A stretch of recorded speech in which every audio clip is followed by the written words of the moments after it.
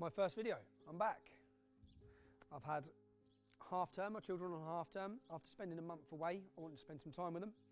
So this is my first video. I want to make the video basically to say thank you. To say thank you to everyone who supported our campaign. Whether you supported by sharing our articles, whether you donated, I'd say you kept me alive. I had warnings on my life. You certainly made sure my mother and my wife were not as panicked as they were during the process of the campaign.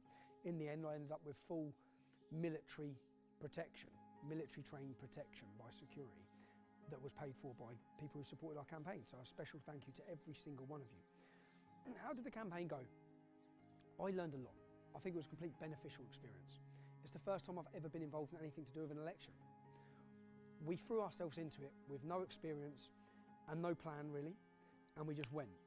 And yeah, I learned a lot. It was beneficial. Beneficial for me certainly, and certainly wasn't my last.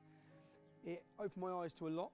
I hope it opened your eyes to a lot. I hope you witnessed the influence social media has. We saw their ability to silence people, their ability to run the narrative. So every town and city we went to, the local MP would come out and give a complete lies about me being extremist and racist. That went in the local paper. The local paper didn't ask me for my comment, contact me so I could say it's fake news or they're lying and give my counter argument. Never. So it was planned, and then they use it as propaganda to spread across every town and city that I visit, full of lies. And I have no opportunity to counter that anymore without social media. So we witnessed that. You saw some unbelievable scenes. I could be physically attacked multiple times in one city. And no one faces arrest.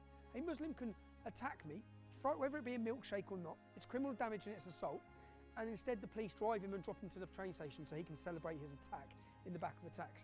Yes, bro. Yes, G. How are you, man? Respect, BB1, did you even get nicked? Nah, bro. Yeah, man. Everything's blessed, alhamdulillah. Alhamdulillah, lana shukr. The only one person that was actually arrested during our election campaign was arrested for smashing a brick against our screen. Oh, mate, did you smash the screen, did you? Yeah, of course, I smashed the screen. Yeah. Smart. Let me tell you. Yeah, you're racist. Smash the screen. No, leave him. £2,000 worth of damage. He was arrested, sat down and given a police caution. That doesn't even fit into the guidelines on their own website of what you can get for causing £2,000 worth of criminal damage. The basic is a fine.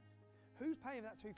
We've got to pay it. It just shows the way the police absolutely legitimise and allow attacks against us. It exposed the two-tier system that's current, that we understand we live under. It also showed police marching people, balaclavaed up, gangs of Muslims to attack our demonstration. And show some support to the locals, yeah? Go and join the Muslim Defence League page if you're on YouTube.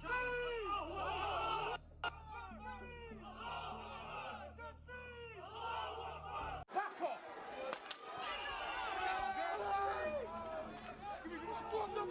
Has anyone else got kids here? Get in the door. Now, if we had our own social media, that would have reached most people in this country would have seen that video. It showed the power they have. It gave us an opportunity to learn. I learned a lot from that campaign.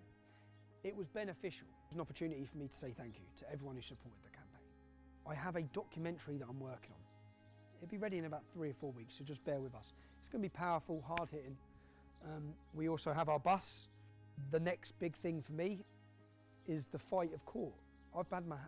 It's constant. Court cases, court cases, court cases, legal meetings.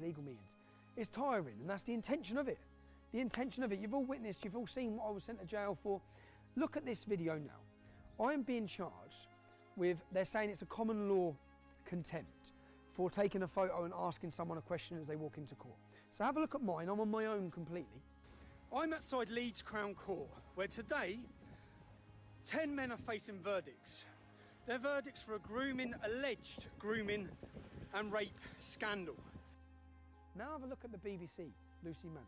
Look at what she's doing. Tommy Robinson, are you finally going to face justice for potentially collapsing his trial? I didn't potentially collapse any trial. I'm actually not in charge. I'm not on trial for potentially collapsing a trial. My charge is causing anxiety to the men walking into court by putting cameras and asking them questions. Exactly what you've just done to me is what I face contempt of court for. Exactly this. You think this is causing me anxiety? Look at your actions. That's what I'm facing trial for. I didn't act this way. This is a facade. The whole public know that. That's why the public are here to support me. No, I didn't nearly collapse. That's a lie. You're lying. I didn't nearly collapse. The judge's words in that case Nothing I said could have caused prejudice to jury. Nothing. That's the judge's words. That's an identical situation. The only difference is I was completely on my own. I was calm. She asked me multiple times. She actually presumes my guilt. Will you now face justice? She presumes my guilt, which is something I didn't do. That shows everyone I'm being prosecuted for that. What this court case will do, it's on the 4th of July. I'd like to ask you all to attend, anyone who can attend.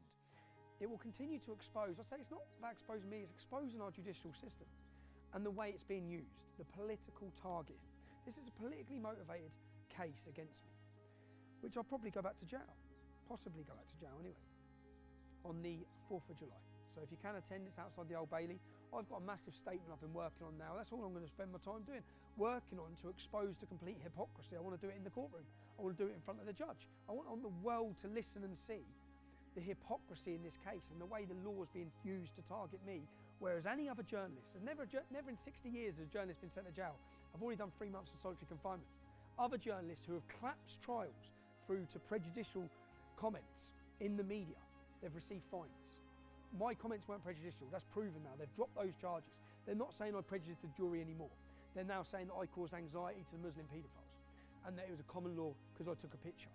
You've all seen when I walk into court, everyone takes pictures of me, everyone asks me comments, people shout abuse at me, but this court case will expose that. But this basically was just an up-to-date summary to say I'm working on the documentary. It's going to be hard hitting, and just a thank you to everyone. Thank you to everyone who took part in the campaign. It certainly won't be the last one. Just an update.